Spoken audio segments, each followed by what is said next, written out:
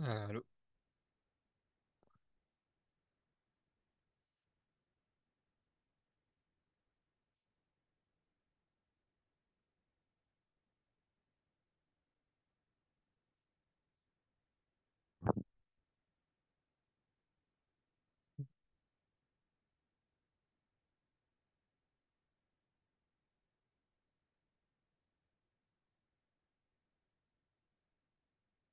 allô, allô, est-ce que tu m'entends?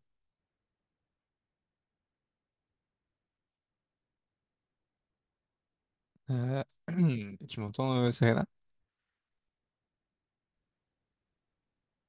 Allô. Allô, oui.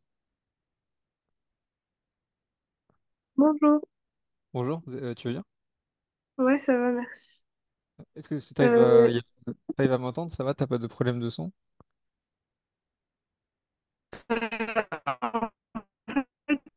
Oula.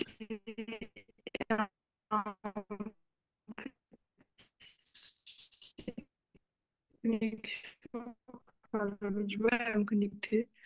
Ah ouais, je crois que t'as Bah, quelques problèmes de connexion. Je sais pas si là t'arrives à bien m'entendre. enfin, Euh, ouais, Je c'est sais ce pas que si j'étais en c'est train moi de qui ai dire. un En gros, problème. j'ai des petits soucis de connexion là. Ah, c'est ça qui en a, ok. Bon, c'est pas moi dans ce cas. Si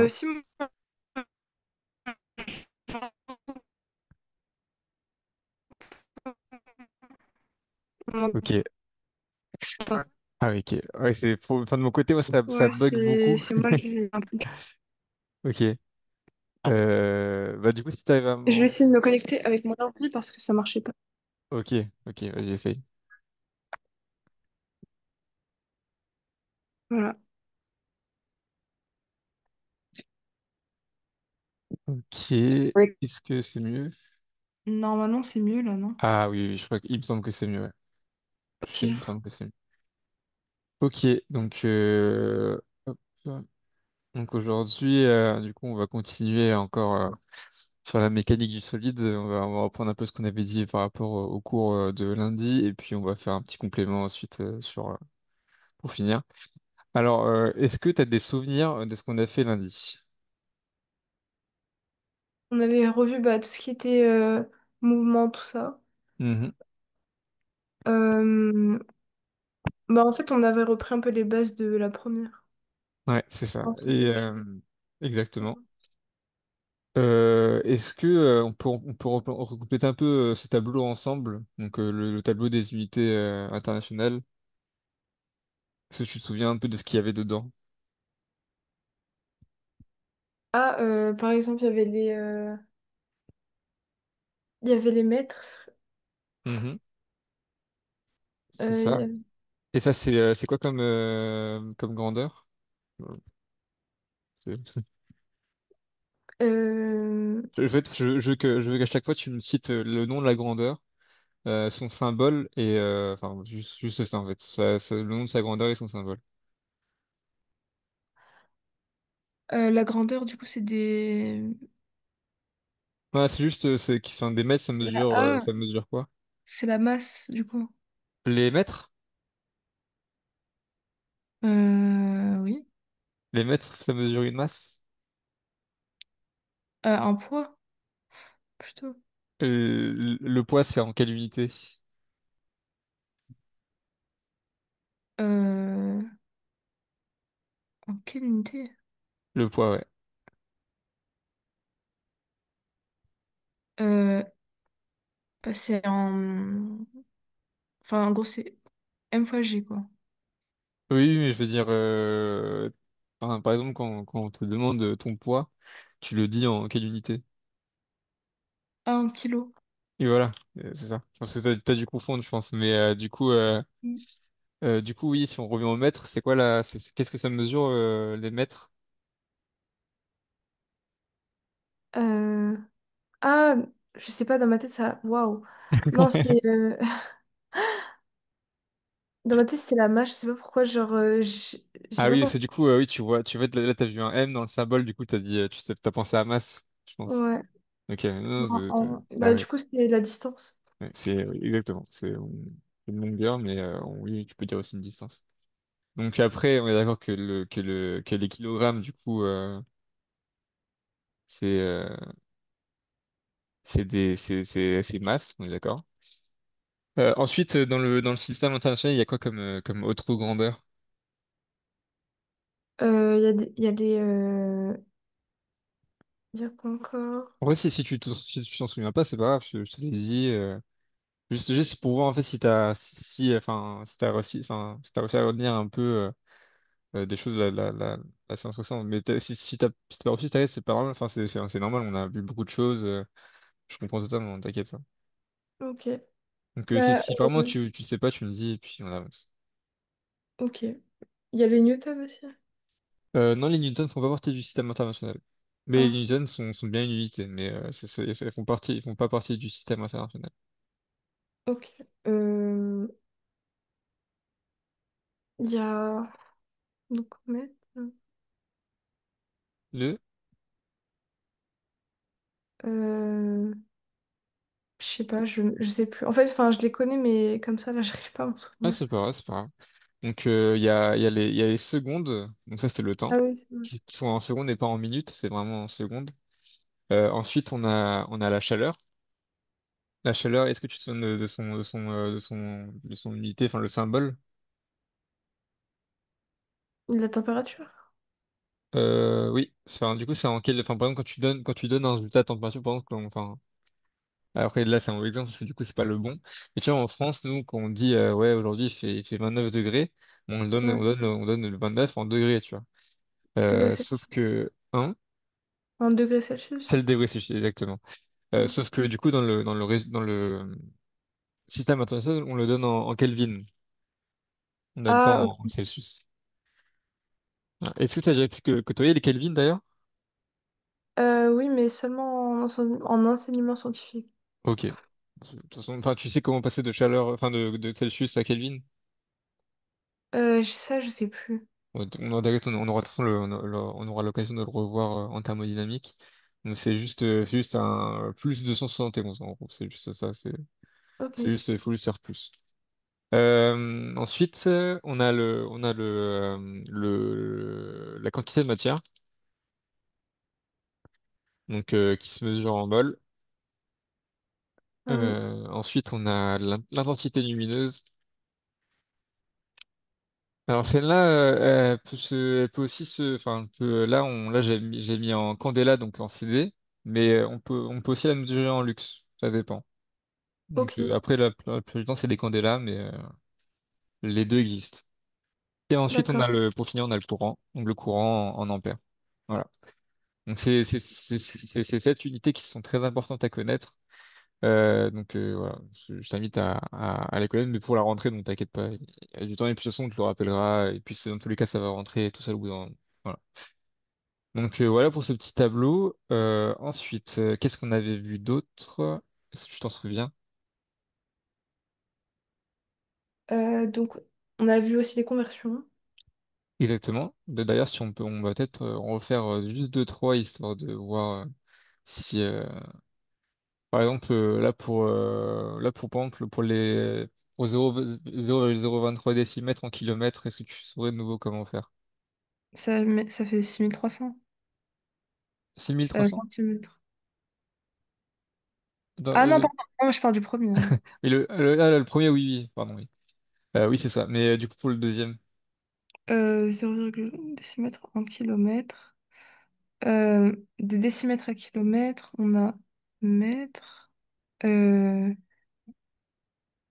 mètre, hectomètre, décamètre. Donc c'est 0,00023. 0,000. Donc ça fait, t'avais dit 0,00. T'as dit combien de zéro après la virgule? T'en as dit 3? 0,00023. Et en kilomètres. Oui. Ok, donc ça ferait. Un- Attends, je vais juste vérifier. Donc, euh, tac.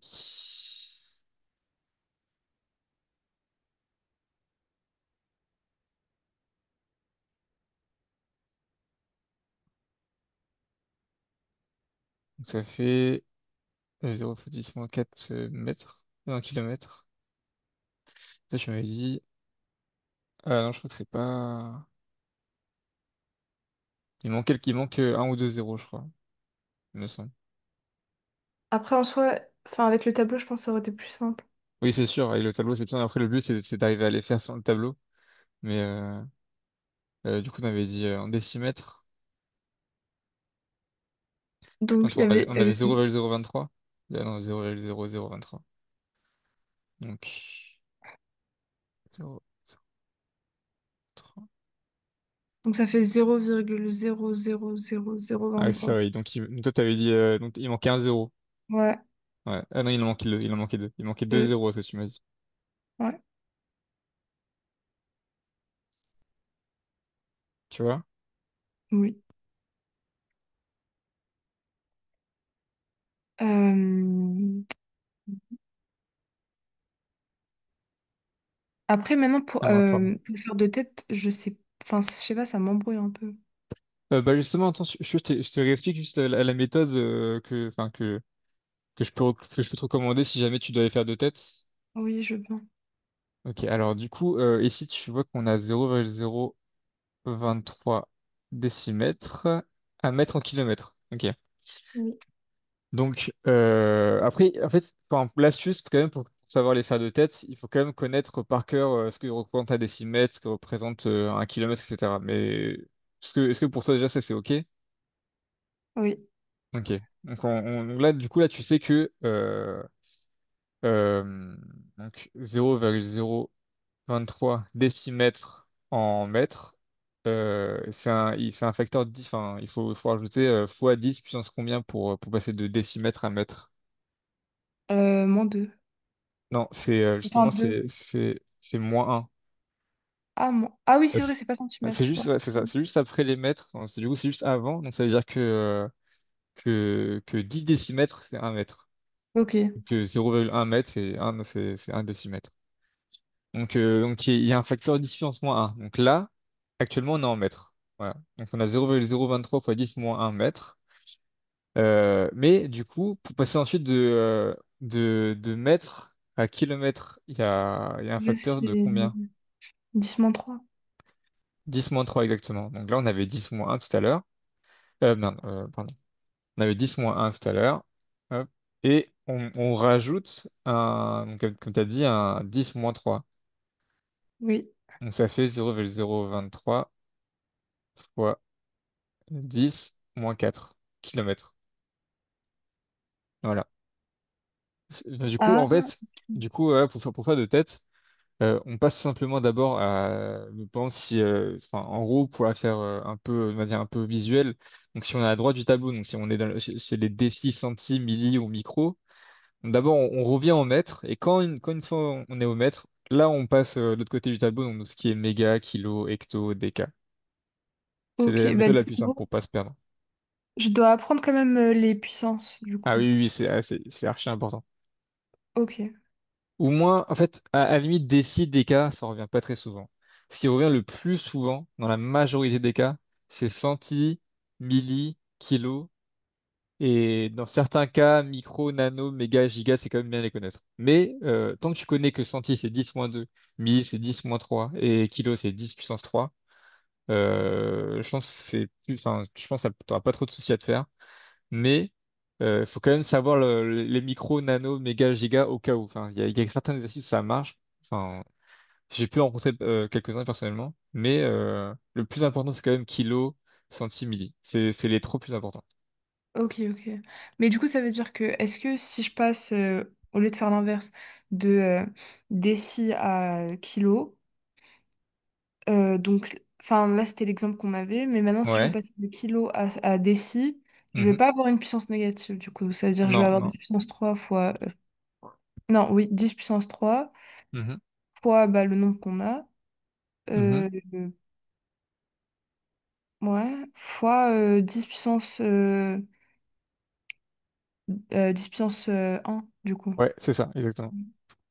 Ok, Exactement, c'est ça. Du coup, ça, à la fin, ça fera 0,0, enfin, si on prend le même exemple, dans l'autre sens, ça fera 0,023 10 puissance 4. ok.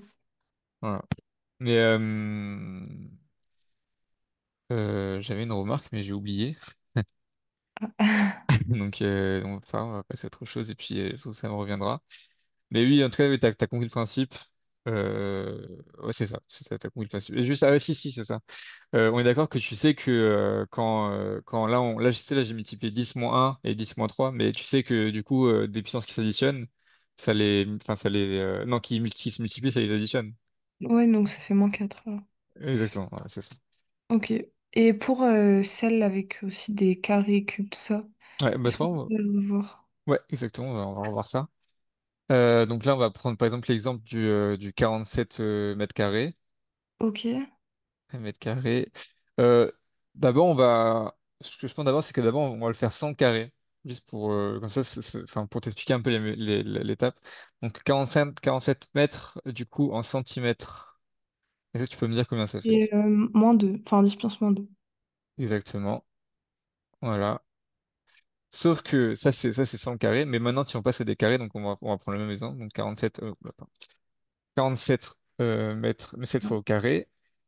Et je Ça va rajoute pas. faire, ça va faire 10. Donc là, ça va faire toujours 10 moins 2. Sauf qu'en fait, à la puissance moins 2, vu que c'est au carré, on va la Rajouter. multiplier par 2.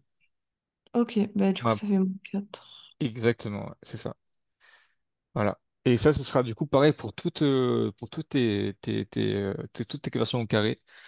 Toujours le même Mhm. principe. Il faudra juste toujours faire fois 2 à la puissance de tout. Ok, Donc là, ce sera que ce soit moins 2, à la fin, ce sera moins 4. C'est quand d'accord. on n'avait pas le carré, c'était 47 fois 10 moins 2 centimètres. Là, ce serait 47 fois 10 moins 4 centimètres carrés. Ok. Et du coup, dans la même veine, le cube, ça marche pareil. Donc, ça veut dire que Donc, là, si on a 623 mètres cubes, voilà. Est-ce que tu peux me dire combien ça fait en centimètres cubes? donc ça fait 623 fois 10 puissance -2 fois 3. Du coup ça fait -5. Exactement. Voilà, exactement. T'as compris le principe. Voilà. Donc, voilà, Ok. donc très très bien, c'est maîtrisé. Et d'ailleurs, du coup, je reviens juste par rapport à ce que tu m'avais dit par rapport au kilomètre par heure en mètres par seconde, oui, c'est bien divisé par 3,6. 2,6. C'est la même chose que ce que je t'avais dit, parce qu'en fait, moi, je t'avais dit 3600. 3600, et du coup, enfin, 3600 en bas, et au-dessus, tu fais fois 10 puissance 3, du coup. En gros, parce que, du coup, ici, c'est 72 km heure. Donc après, tu multiplies par 10 puissance 3 parce que du coup, si tu multiplies par 10 puissance 3, on revient sur des mètres, Oui. tu vois. Et après, du coup, divisé par 3600 parce que dans une heure, il y a 3600 secondes. Sauf qu'en fait, c'est la même chose parce que, en fait, toi, tu m'avais dit 72 divisé par 3,6. Et en fait, c'est juste la même chose parce que du coup, enfin, si enfin, le 10 puissance, le fois 10 puissance 3, en fait, c'est la même chose que écrire 3,6. Si tu vois Donc pourquoi? finalement c'est plus simple de faire 3, enfin divisé par 3,6. Oui, c'est plus simple, hein, ce sera plus court. Mais si tu vois pourquoi, du coup, c'est la même chose, les deux. Euh... Si tu sais pas, je peux t'expliquer, hein. Oui, je veux bien. Ok. Donc, en gros, donc là, ici, en haut, t'as 72 fois 10 puissance 3. Et en dessous, ton 3,6, c'est la même chose que si t'écrivais 3,6 fois 10 puissance 3 aussi. Ah bah oui, du coup. Et du coup, les 10 puissance 3, ils s'annulent. Ok. Voilà, c'est la même chose. Et Donc, vas-y, dis-moi. ah non, finalement c'est bon. Parce qu'en gros, si je fais aussi du coup la multiplication de 3,6, ça revient à des kilomètres par heure si je des mètres par seconde. Donc c'est bon. Voilà, exactement. Ok. Voilà. Mais après, enfin, du coup, ça marche que dans le cas où tu passes des kilomètres heure à des mètres par seconde. Si tu aurais dû faire l'inverse, c'est pas tout à fait la même chose. Et si là, par exemple, dans l'exemple où tu dois passer de kilomètres par heure en décimètres par minute, pareil, c'est pas la même chose. Mais Et là, le principe reste le même. Par exemple, bon, si tu as 12 km heure et tu dois passer à des décimètres par minute moins un, du coup, là, enfin, du coup, tu penses qu'il faudrait faire comment là? Pour passer de 12 km heure à des décimètres par minute. bah là, du coup, je pense que ce serait mieux de multiplier en haut parce que Oui, exactement. voilà. Et du coup, on multiplie par quoi? Donc pour passer de kilomètre à mètre, c'est 10 puissance 3 fois. 10 puissance moins un. 10 puissance un Voilà, plutôt. exactement. Donc ça fait 10 puissance 4. Et du coup, c'est divisé toujours par 3600. Non, du coup, parce que là, on est en minutes. C'est décimètres par minute. Euh, kilomètres par heure en décimètres par minute. Ouais. Ah, bah... En gros, dans une heure, il y a combien de minutes? 60. Voilà. Ça donnerait ça. Ah, d'accord. Voilà. Voilà, c'est tout. Il y a moyen de simplifier, mais bon, il n'y a pas besoin, vu que t'as une calculatrice, donc il n'y a pas besoin de simplifier. Mais oui, voilà, ça donnerait ça à la fin. Ouais, faut bien faire attention aux minutes, enfin, si c'est secondes ou minutes. Mais sinon, voilà. Ok. Bon, en tout cas, c'est bien, t'as compris le principe. Euh, Moi, je pense que tu n'auras pas de problème par rapport à ça. Oui. Est-ce que tu te souviens après de ce qu'on avait vu par la suite, après les conversions d'unités? Après les conversions d'unités, on avait vu aussi, je crois, les règles importantes à suivre pour... enfin, en physique en général pour... Ouais, les étapes de résolution, est-ce que tu t'en souviens? alors, on avait d'abord donné le système. Oui, c'est ça exactement.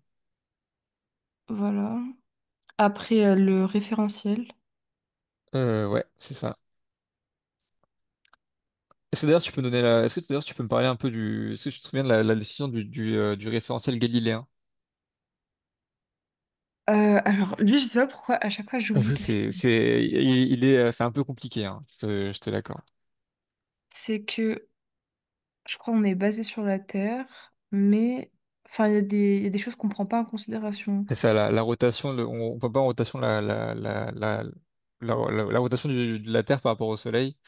Mais en fait, c'est ce que ça implique. Mais en Oui, fait, sa définition réelle, ça va être un système isolé ou pseudo, non, je vais te la remettre, mais un système isolé ou pseudo-isolé est soit immobile, soit perpétue dans son mouvement de manière constante. En gros, donc un système isolé ou pseudo-isolé reste immobile ou se déplace en ligne droite à vitesse constante.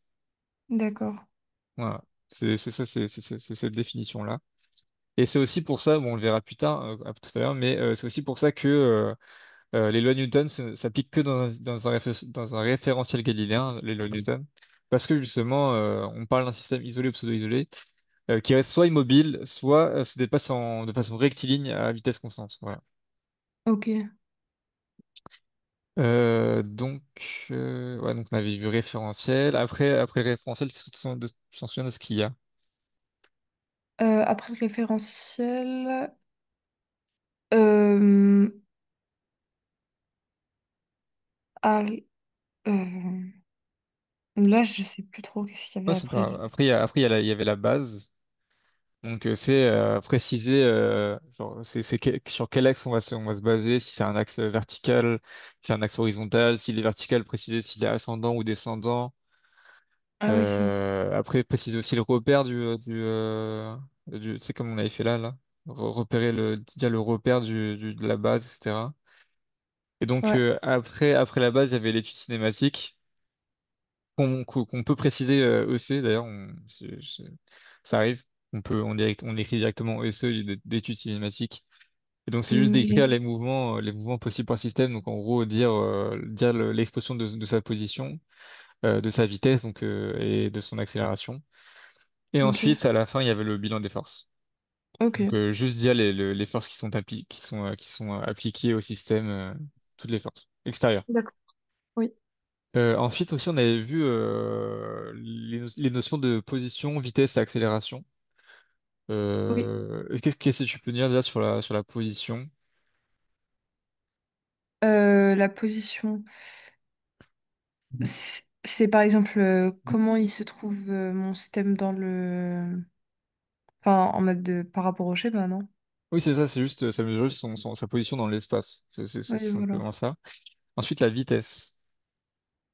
La vitesse. Bah, du coup, c'est V égale D sur T. Oui, enfin, après, du coup, oui, ça, c'est la formule un peu de base. Mais en fait, ce qu'il faut retenir surtout, ce qu'il faut vraiment dire dans ce cours-là de mécanique, c'est que la vitesse, c'est une variation de position. Ça mesure la variation de la position. Du coup, ça implique que la vitesse, c'est la dérivée de la position par rapport au temps. Ah oui, c'est vrai. Ouais, t'inquiète, y a pas de souci. En tout cas, si tu dois retenir vraiment une chose, c'est ça, c'est que la vitesse, c'est la dérivée de la position par rapport au temps. C'est hyper important parce que du coup, ça implique que la vitesse, ça va être la dérivée de l'expression de la position, comme on le voit là. Donc, ça va être dom sur dt. Ça va être la dérivée de la position. C'est vraiment hyper important parce que du coup, après, d'ailleurs, tous les exercices qu'on va faire, ce sera basé sur ça, quoi. D'ailleurs, ça, j'avais passé, mais est-ce que tu sais ce que ça veut dire ce symbole-là? C'est delta. Ah non, pas du tout. Ça, c'est la variation. Ce que j'ai entouré là? Oui. Peut-être que tu as vu ça comme ça en Ah cours, mais non. Alors, pour moi c'est c'est pour juste tout. pour moi c'est juste quand je note ça, donc le 1 inversé en maths ça veut dire pour tout. Pour tout, ouais. Ouais, donc pour tout t. Voilà. Ok. Donc ça c'est son expression pour tout t. Donc ouais, donc ça c'est vraiment ce qu'il faut retenir, c'est que la vitesse c'est la position par rapport au temps. Et ensuite pour l'accélération, L'accélération. Ça, on l'avait pas fait, mais je sais que. Enfin, on nous l'avait montré quand même. mhm. Euh, Mais je me rappelle plus de Non, t'inquiète, la. pas de souci. Mais en fait l'accélération c'est juste la dérivée de la vitesse par rapport au temps. C'est vrai, c'est parce Ok. que du coup, l'accélération, c'est une variation de vitesse au cours d'un Oui. temps. Sinon, tu le vois bien physiquement. La vitesse, elle représente par exemple, tu avances avec ta voiture. La vitesse, elle représente comment dire, la vitesse, c'est vraiment la variation de position sur laquelle tu vas te déplacer sur un temps donné, tu vois. Oui. Donc, et là, pareil, là, l'accélération, ça va être enfin, de combien tu as augmenté ta vitesse sur un temps donné. Du coup, ça mesure vraiment une variation. C'est ça qu'il Ok. faut retenir. Donc vraiment, ça c'est ultra important. Ensuite, après, on avait vu aussi les types de mouvements, donc c'est rectiligne uniforme et rectiligne uniformément varié. Ce qui varie entre les deux, c'est que uniforme, c'est juste le fait que la vitesse soit constante et que l'accélération est nulle. Et uniformément varié, c'est juste le fait que la vitesse varie de Augmente pas. façon linéaire, mais que cette fois-ci, là, c'est l'accélération qui est constante. Voilà. Et après, je t'avais dit qu'il y avait un autre type de mouvement, les mouvements circulaires. Ça, je pense qu'on aura le temps de le revoir plus tard. Mais voilà. En tout cas, si tu te souviens de ça, c'est déjà pas mal. Donc on avait fait un petit exemple pour finir la dernière fois. On avait posé ce système référentiel base, études cinématiques, bilan d'effort, etc. Donc dans un cas de chute libre, donc un ballon de masse M500, un ballon de masse M 500 grammes qui tombe d'une hauteur H avec le fait qu'on néglige les frottements dans l'air. Donc ça c'est un cas de chute libre. Voilà. Donc oui, si je voulais juste te faire un petit complément par rapport au vecteur, vu que je sais pas où trop t'en étais en maths. Tu vois là, là je représente un vecteur G dans un repère OIJ. Est-ce que tu sais ce que ça veut dire un repère OIJ? C'est un repère orthonormé. Exactement, voilà. Donc avec les vecteurs I et J qui représentent du coup un vecteur unitaire. Donc ça veut dire que ici on est d'accord que pour dire que mon vecteur G, quand j'écris G avec une flèche comme ça. C'est sous-entendu ce qui a marqué derrière le signe égal, donc avec moins g e y plus 0 ex. Est-ce que tu vois pourquoi ça donne ça, cette expression? Euh, Moins G fois. Bon, E EY, c'est y, l'axe des ordonnées. Bon, en soi, exactement. 0 fois EX, ça veut dire que bah on se positionne à l'axe des abscisses, mais au niveau du zéro. Non, non, pas forcément. En fait, pas forcément. C'est justement, Non? en fait, ça veut dire que, enfin, 0 ex, ça veut dire que, en fait, on n'a aucune composante sur l'axe x. Comme tu vois là, mon vecteur g, il est parfaitement vertical.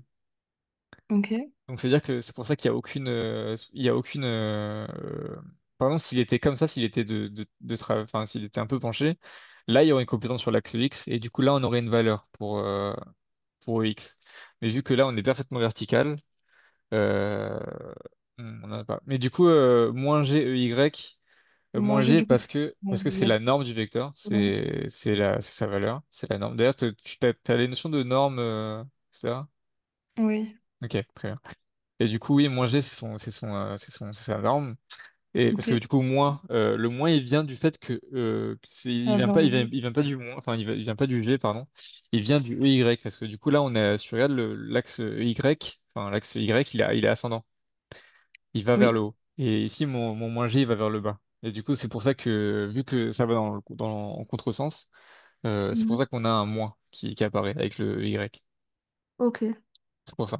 Et c'est pour ça aussi que là, je t'ai représenté un axe descendant, donc l'axe Y qui va dans le même sens que G. Et ici, tu vois qu'on n'a plus le moins. Oui. Voilà.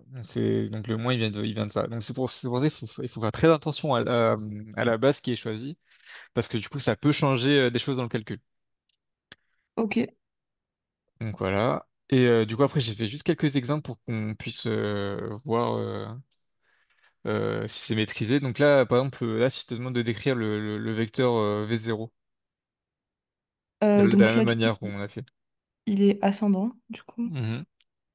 Euh, Bah Donc après, sa son norme expression. Ouais, du coup, sa norme, ça va être V0. V0. Ouais, Ok. c'est juste V0, ça, sa norme. Et du coup, ça donnerait quoi si on devait le poser en calcul? Comme ce qu'on a vu avec le G et tout. Oui. Euh, Bah du coup, là, je mettrais V égale à euh, V0 fois euh, Y. Oui, on peut dire ça, ouais. V0 fois Y. Enfin, dans les faits, on écrira plutôt comme j'avais écrit EY. Voilà, EY, ok. Et du Plus. coup, plus, bah, je pense la même chose, plus 0 fois EX. Ouais, exactement, c'est ça. Après, Ouais, là, du coup, là, c'est une autre notation que tu peux croiser aussi souvent, c'est sous forme d'accolade. Je sais pas si tu as déjà croisé. oui. Là, déjà? Non, non, c'est-à-dire, enfin, en soi, en maths, ça ressemble un peu à ce qu'on faisait, mais en Mhm. physique, non. Ok, Ouais, ouais. Ok, bah, en fait, c'est tout simplement la même, sauf que là, du coup, en fait, au lieu de l'écrire comme moi, je l'ai écrit en ligne, comme ça, lui, il a écrit sous forme d'accolade. Mais en fait, c'est sous-entendu, il y a un plus, là, entre le V0X et le V0Y, hein. d'accord. Donc, ça, en fait, c'est vraiment la même chose. Voilà. Et ensuite, après, pour, du coup, le V0X, là, de façon horizontale, c'est la même chose, sauf que, du coup, là, on est à l'horizontale, donc c'est inversé. Et là, là où ça peut se compliquer un peu, c'est là. En fait, vu que c'est pas soit horizontal, soit vertical, ça peut se compliquer un peu. Ouais, c'est vrai. Mais vu qu'on a un triangle, ça va parce que du coup, on peut utiliser les formules de trigonométrie. Donc, Ouais. c'est le fameux casse-autoa là. Mhm. Donc ici, on a le côté adjacent. Donc ici, c'est le cosinus égale. Non, je vais l'écrire. Donc c'est le cosinus égale le côté adjacent sur l'hypoténuse. Oui, Donc ici on retrouve bien le fait que le côté adjacent, donc V0x, le côté adjacent, qui est égal au cosinus alpha, donc l'angle, fois V0. Donc V0, c'est la norme, c'est d'accord. l'hypoténuse. Donc on retrouve bien le fait que l'adjacent égale cosinus fois hypoténuse. Donc Ok, ça, c'est juste la trigo. Si tu maîtrises ça, après, tout ce qui est vecteur un peu penché comme ça, tu n'auras pas de souci avec ça. d'accord. Donc ici, après, c'est le même exemple, sauf que là, c'est inversé. Du coup, on a moins V0, Voilà, ouais. V0Y. Ici, c'est moins V0X. Et du coup, ici, c'est juste le truc qui change, c'est juste le fait qu'ici, on a le VY qui va pas dans le même sens, qui est ici descendant. Donc, du coup, c'est pour ça qu'on aura un moins. Voilà. Ok. Ensuite, voilà, après, on va attaquer un truc un peu plus compliqué. Donc, les primitives, oui, les primitives, les intégrales. Peut-être t'en auras besoin pour après, c'est pour ça que j'ai mis là. C'est un petit complément, tu le verras en maths, mais ici, je te fais une petite avant-première parce que ici, on en aura besoin assez rapidement. C'est un de compliqué. Si tu maîtrises les dérivés, a priori, tu n'auras pas de souci à te faire. Là, je t'ai donné un petit exemple de ce qui peut arriver souvent. Donc là, imaginons que tu as une constante, ok? C'est une constante, ça peut être n'importe quoi, ça peut être 3, 5, 10, c'est juste une constante. Ok. Si tu primitives la constante, ça devient la constante fois x plus une constante d'intégration. Euh, en fait, la constante d'intégration, elle vient du fait que dans ma primitive, j'ai pas mis d'ordre. En fait, dans une primitive, souvent tu mets des bornes. Parce qu'en fait, la primitive, elle permet de calculer sur un schéma. Attends, je vais te faire un schéma, c'est plus parlant. En fait, elle te permet de calculer une aire sous une courbe. Donc en gros, imagine que tu as un schéma comme ça. Mhm. En fait, les bornes de ta primitive, ça va être, par exemple, là, si je dis entre un et, je sais pas, ici, c'est peut-être 10, tu vois. Entre un et 10. On veut calculer l'air sous la courbe. Ok, Et du coup, tu vas utiliser une primitive. Et c'est pour ça qu'on met des bornes. Sauf que là, si tu mets pas de bornes sur ta primitive, tu vas devoir ajouter une constante. Donc, c'est ce que j'ai fait. En physique, souvent, on va pas forcément mettre de bornes sur les primitives. C'est pour trouver en fait, c'est juste pour trouver des équations, les équations du mouvement. d'accord. Et du coup, enfin, là, si tu mets des bornes, c'est-à-dire que t'es dans t'es dans un cas précis. Alors que là, du coup, on n'est pas forcément dans un cas précis. Donc, c'est pour ça qu'on met une constante d'intégration. Mais en gros, le principe, c'est on va dire quand tu dérives, tu perds des puissances. C'est si, imagine, si t'as x carré, si tu dérives, t'as 2x, tu vois. Ok, oui. Alors que là, c'est de l'inverse. Là, si tu primitives, tu vas Non, augmenter ta puissance. ok. Si t'as des questions, n'hésite pas, hein. Parce que j'avoue que c'est un peu compliqué comme notion à aborder. Non, en Mais vrai, je vois ce que ça veut dire. Maintenant, enfin, peut-être qu'avec un calcul, ça serait plus simple. Enfin, je veux ouais. dire, je vois c'est quoi le principe. Par exemple, on va prendre 10, par exemple. Ouais, Non, en fait, ouais, on va prendre 10. Ouais. On va prendre 10. Par exemple, si je primitive 10, je vais avoir 10x. 10 fois x. ouais. Alors que Ah, ok. l'inverse, enfin, du coup, en fait, c'est juste pour se dire l'inverse, en gros, c'est quand tu dérives, t'as 10x, et si tu J'enlève. dérives, Ça fait t'auras, 10 du t'auras coup. juste 10, voilà. Ouais. Sauf que là, c'est l'inverse, on augmente. Donc ça, Ok. c'est un peu la primitive la plus simple. Donc là, c'est ici, enfin, c'est ce que je t'ai représenté ici, là, dans le tableau. Donc là, on avait, donc, A ici, c'est une constante, hein, donc on avait f de x égale A, donc c'est une constante. Et sa primitive, c'est grand f de x égale ax. Voilà, donc on a augmenté d'une puissance. Ben, en gros, c'est juste le chemin inverse, quoi. C'est ça exactement. Sauf que ça peut se compliquer quand par exemple on a x. Imaginons là on a x et du coup la primitive de x ça va être x carré sur 2. Alors que Ah, on est d'accord que en dérivée quand tu as x carré, quand tu dérives, ça fait 2x. 2x. Voilà. En fait c'est pour ça parce qu'en fait quand t'as x carré, enfin ça c'est un truc un peu à connaître par cœur mais x carré sur 2. Mais en fait là si tu dérives x carré sur 2, ça fait quoi? Ça fait du coup 2x Deux x sur 2. voilà exactement donc ça fait Du coup, bah, ça fait bah, x. là attends je vais le poser deux x sur 2. Ah non, pardon. Bah oui, ça fait x. Ouais, ça fait X. En fait, c'est exactement Hein. ça. En gros, faut que un moyen de vérifier si ta primitive est juste, c'est que si tu dérives ta primitive, ça retombe sur le même truc, enfin, sur le truc que tu avais avant. Donc là, en gros, là, c'est pour ça que la dérivée de X, non, la primitive de X c'est X carré sur 2, c'est parce que si tu dérives X carré sur 2, ça retombe sur X. Ok. Bah, du coup, faut les apprendre en soi, ceux-là. On va dire que c'est ça que tu peux apprendre par cœur, c'est celle de la constante et celle de x. Et après, il y a la formule générale. Donc, tu as xn qui est égal à xn plus 1 sur n plus 1. Ça, c'est la formule générale. Mais les autres, je peux pas les apprendre direct. Enfin, en soi, la formule générale, elle va me redonner. Enfin, elle va me donner les autres, mais. C'est ça. Après, enfin, tu peux, mais enfin, tu peux apprendre par cœur, tu peux apprendre les deux là, quoi. Ok. Après, les autres, enfin, je veux dire, par exemple, pour x carré ou x cube, ça va venir tout seul avec cette formule-là. Et Ok. on va dire que par cœur, tu peux apprendre ces deux-là. En fait, enfin, en physique, en tout cas, dans nos problèmes, on utilisera souvent ces deux-là. Donc tu peux les D'accord. apprendre par cœur.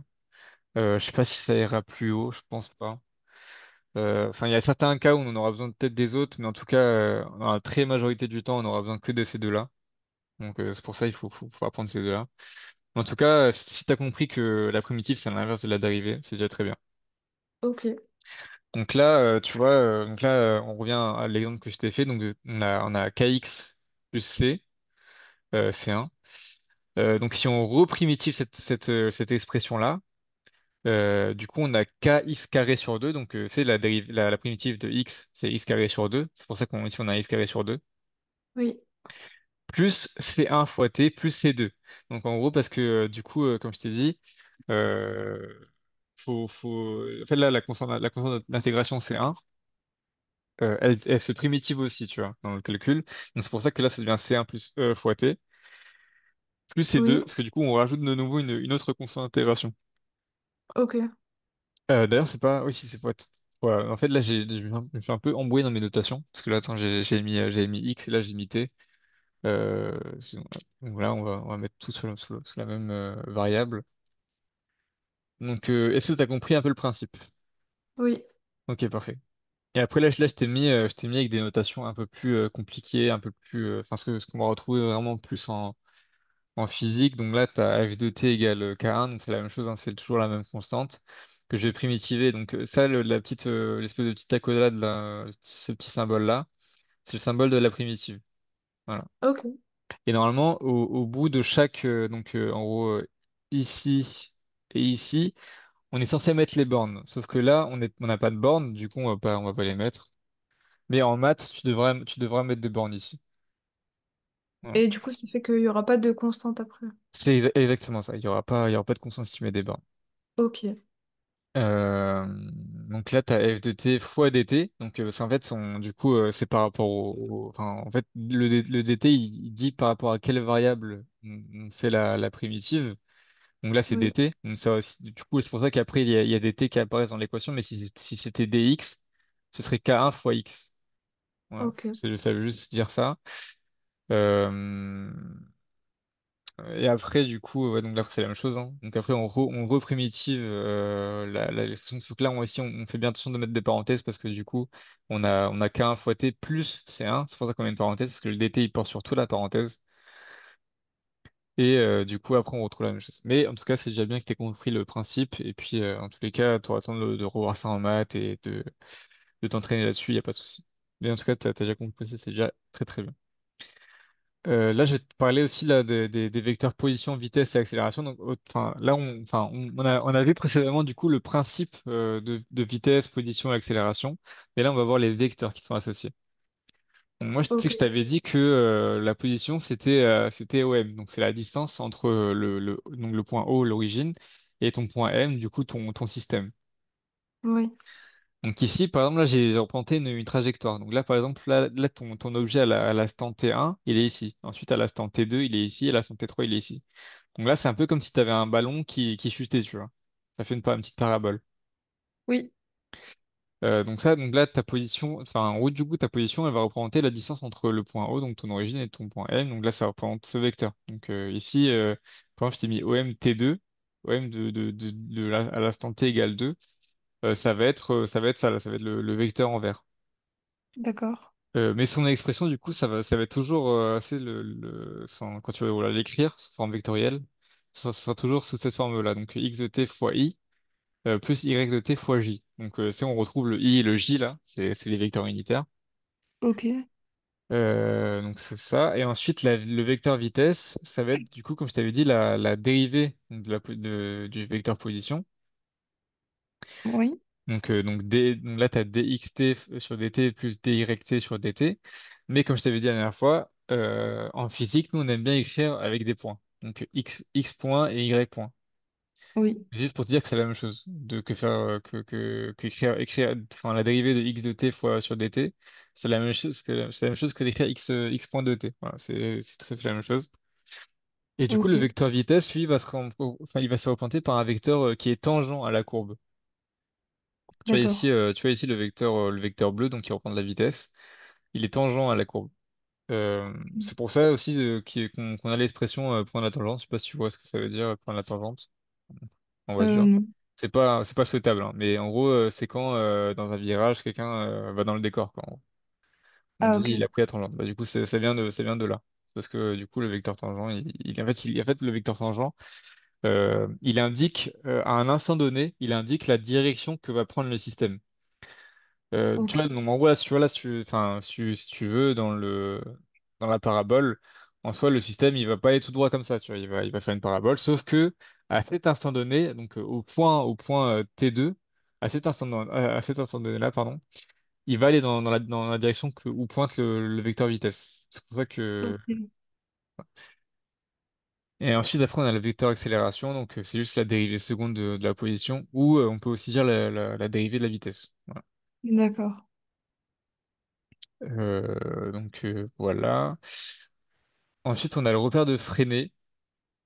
Ça, c'est un repère qui est utilisé souvent pour décrire des mouvements circulaires. Euh,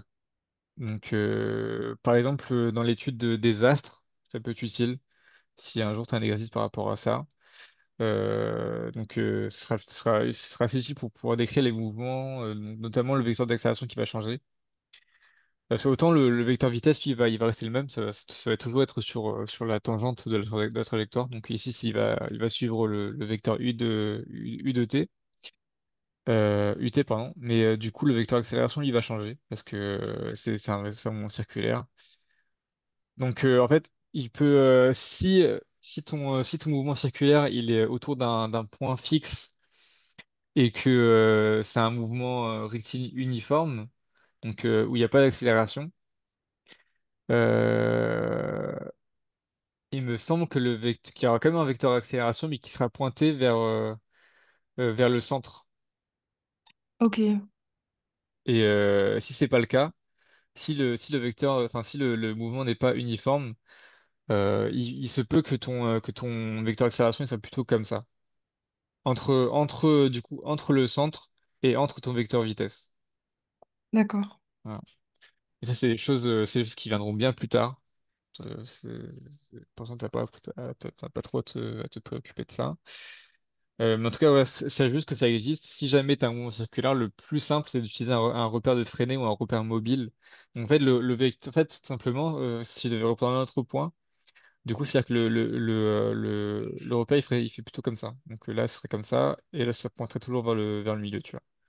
En Ok, gros, en fait, ça permet dans un repère mobile d'avoir sur ton point, vraiment, si on regarde que ton point, ça permet d'avoir un repère fixe quand même, malgré le fait que ce soit mobile. ok, ouais. C'est pour ça que ça permet de décrire les mouvements un peu plus simplement. Voilà. Oui, Ensuite, on va aussi voir la notion de centre de masse. Donc, le centre de masse, c'est juste le point où va s'appliquer tes forces extérieures. Donc là, par exemple, il y a le poids, c'est une force extérieure. Elle s'applique sur le. Là, je t'ai fait un cube, donc un autour. système uniforme, un système homogène. Et du coup, il s'applique à son centre. Mais par exemple, si c'est un adulte qui n'est pas forcément, enfin, c'est pas homogène, un adulte, tu vois, c'est pas un cube ou quoi, c'est pas un cercle, ou un cube.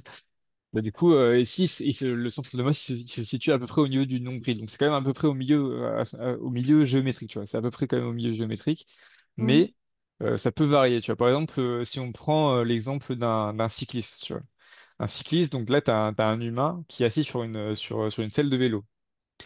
Et oui, là, du coup, le point, donc le centre de masse du système, ça va être le point de contact entre l'humain et la selle. En fait, oui, c'est là où la masse se répartit en général. ok, Donc ça dépend des systèmes, mais généralement sur un système homogène, c'est son centre. Et aussi, c'est aussi pour ça qu'on prend, tu sais, je te dis à chaque fois, on prend un système et on l'assimile à un point matériel. C'est justement pour avoir un centre de masse plus simple, ok, voilà, tout simplement. Et aussi, un truc assez important, c'est que le centre d'inertie, il est confondu au centre de masse. Par exemple, avec un marteau, le marteau, son centre de masse, il va être pas sur, il va pas sur le manche, il va être sur la masse au bout. Et du coup, c'est si tu lances le marteau, bah du coup, c'est le marteau, il va tourner par rapport à sa masse au bout là. ouais, Et du coup, c'est pour ça qu'on dit que c'est son centre d'inertie.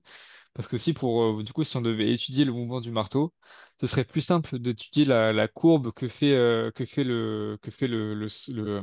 la masse solide au bout. Parce que si on devait étudier le mouvement du manche, bah, tu sais, le manche, il tournerait au fur et à mesure du mouvement. Du coup, ce serait plus oui, compliqué que juste étudier le centre qui bouge à peine, quoi. Voilà, d'accord. c'est ça. Là, tu as le centre de masse. Après, tu as l'équilibre d'un système.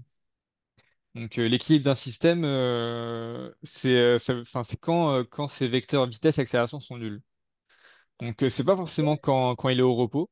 Parce que là, par exemple, là, la bille métallique, elle est attirée par un aimant. Mais c'est quand il n'y a pas ni accélération ni vitesse. Voilà. Quand il n'y a ni accélération ni vitesse, ok. Exactement. Et c'est pour ça qu'on peut appliquer le principe fondamental de la statique. C'est comme ça qu'on l'appelle. On l'appelle aussi le PFS. C'est juste l'abréviation. Oui. Donc c'est juste, tu connais ce symbole-là, sigma? Oui, c'est la somme des forces. Exactement, c'est la somme des forces qui est égale à zéro. Ok. Faudra pas oublier le petit vecteur quand tu l'écris au début. Ouais. Et Mhm. donc les conditions pour appliquer le PFS, c'est qu'on est dans un référentiel galiléen, comme je t'avais dit tout à l'heure, et que le système est de masse constante. Voilà, c'est les deux conditions. Si ces deux conditions-là sont respectées, tu peux appliquer le PFS, et ce sera généralement le cas. Ce sera même toujours le cas. Et par exemple, là, dans l'exemple de la bille métallique, si on devait faire le PFS, du coup, on devrait l'écrire déjà, on devrait écrire la forme de base, donc ça, voilà, égal à zéro. D'ailleurs, petite imprécision de ma part, mais si j'ai mis un vecteur là, faut que j'en mette un de l'autre côté. Voilà. Ouais. Donc du coup, on a ça. Donc ici, les sommes des forces, ici, on a la force donc T, d'accord, plus la forme, Oui. plus la force P, plus la force F. Donc, la force T, ça va être la tension du fil, donc voilà, pour pouvoir supporter le poids de la bille. Oui. Ensuite, la force P, c'est le poids de la bille, justement. Et la force F, c'est la force d'attraction de l'aimant. Ouais. Donc, on est d'accord que tout ça, dans le PFS, ça doit être égal à zéro. Oui. Pour que le système soit à l'équilibre. Voilà, je précise. Et donc, ici, la force T, elle est égale à, enfin, on va faire plutôt l'inverse, on va dire que le P, enfin, que le poids plus la force d'attraction, c'est égal à moins T. Parce qu'en fait, là, si tu regardes, là, c'est en maths, si tu additionnes les deux vecteurs, Oui. ça te donnerait ça. Ouais, du coup, ils vont pas dans le même sens. C'est ça. Sauf que là, du coup, c'est moins T, du coup, ça va dans l'autre sens. Ouais. Voilà. Et du coup, en fait, le PF, c'est très pratique dans des exercices où tu dois trouver l'expression de certaines forces. Par exemple, là, T, en fait, T, il aura jamais la même expression. Donc du coup, c'est pour ça qu'on utilise souvent le PFS pour trouver T ou d'autres forces, mais en tout cas, voilà, c'est très utile pour trouver justement des expressions de force. Et ici, c'est égal à zéro parce que du coup, le T, il va dans le même sens que la tension du fil. Et Enfin, je veux dire, non, c'est ça la tension du fil. Je veux dire, il va dans le même sens que le voilà. fil. Ah oui, Et, c'est ça. Il y aura toujours enfin, la tension du fil, il ira toujours dans le même sens que le fil. mais du coup, c'est ça qui fait que c'est égal à zéro aussi, le T. Non, ce qui fait que c'est égal à zéro, c'est juste le fait que ici, on a enfin, ni accélération ni vitesse. Ah, Parce ok. que, en fait, là, enfin, en gros, bon, c'est celle d'après, mais en gros, dans le PFD, donc le principe fondamental de la dynamique, ici, c'est la somme des forces qui est égale à ma. Et du coup, si A est égal à zéro, bah, du coup, on a la somme des forces qui est égale à zéro. Ok. Voilà. Et du coup, ça, c'est hyper important. Le PFS, c'est quelque chose qu'on retrouve très souvent. Donc, il faut apprendre la formule. Bon, après, la formule n'est pas très dure, mais faut bien comprendre le principe. Il faut surtout, enfin, faut surtout savoir les conditions, parce qu'en fait, quand tu vas devoir l'appliquer en exercice, tu vas pas juste appliquer le PFS, dire on applique le PFS et on après faire tes calculs. Faudra dire que on applique le PFS à un système de masse constante dans le référentiel galiléen. C'est très D'accord. important, sinon c'est pas complet, quoi. Ok. Voilà. Et après, je vais finir juste sur les lois de Newton. Donc, t'as la première loi de Newton qui est que dans un référentiel galiléen, le vecteur vitesse du centre d'inertie d'un système est constant si et seulement si la résultante des vecteurs force qui s'exercent sur le système vaut le vecteur nul. Donc, c'est un peu le principe d'inertie, en fait, si tu veux. Ouais. Voilà, c'est juste ça. Ensuite, après la première et la deuxième, enfin, on peut te la demander peut-être à l'oral, mais en tout cas, je sais pas si dans un exercice, je pense que ce sera jamais très utile, mais c'est bien de la connaître quand même. Juste savoir que le Ok. principe d'inertie, c'est une des lois de Newton.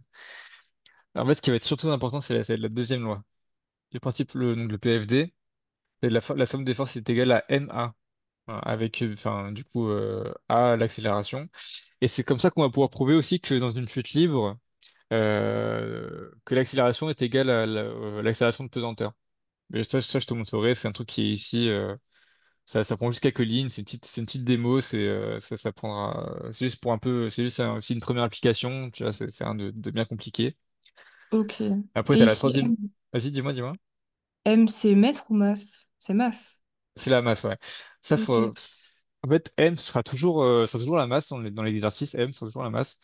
En fait, ok, le M que tu vois ici, en symbole, en fait, c'est juste l'unité. C'est après ton résultat, ce que tu vas mettre après ton résultat, c'est l'unité. Et alors que là, le M que tu vois là-bas, c'est, euh, c'est, euh, ça désigne une masse, tu vois. Mais c'est pas la même chose qu'une unité. ok, Je sais pas si tu vois ce que je veux dire. ouais, Ok, donc ça. Là, en gros, si on voulait représenter, enfin, en physique en tout cas, la plupart du temps, quand on veut calculer avec une longueur, on va mettre plutôt un L minuscule. Voilà. ok, Et ensuite, après, il y a la troisième loi de Newton, c'est un truc qui viendra plus tard, mais c'est juste pour dire que enfin, c'est un peu une loi de réciprocité, c'est pas très important. C'est pour ça que j'ai pas mis de cœur, c'est parce que c'est pas très, pas à prendre par cœur. ok, Voilà. Après, pareil, les conditions pour appliquer le PFD, c'est les mêmes, hein. C'est référentiel galiléen, système de masse constante. Donc la rédaction, c'est la même, hein. Faudra bien que t'écrives que, on applique le PFD à un système de masse constante dans le référentiel galiléen. Ça bouge pas. ok. Mais voilà. Est-ce que tu as des questions par rapport à la séance? On Non, allait un peu vite sur la fin, en vrai, mais j'ai compris. ça va? Ok, bah ça va, c'est le plus important, je suis content. Mais en tout cas, voilà, donc si t'as compris ça, c'est très bien. Franchement, on a vu pas mal de choses sur la mécanique, c'est déjà très bien ce qu'on a vu. Il nous Ouais, restera juste à faire encore quelques applications, par exemple la loi de Newton, etc. Mais franchement, t'as déjà compris pas mal de choses sur la mécanique, c'est pas mal. Voilà. merci.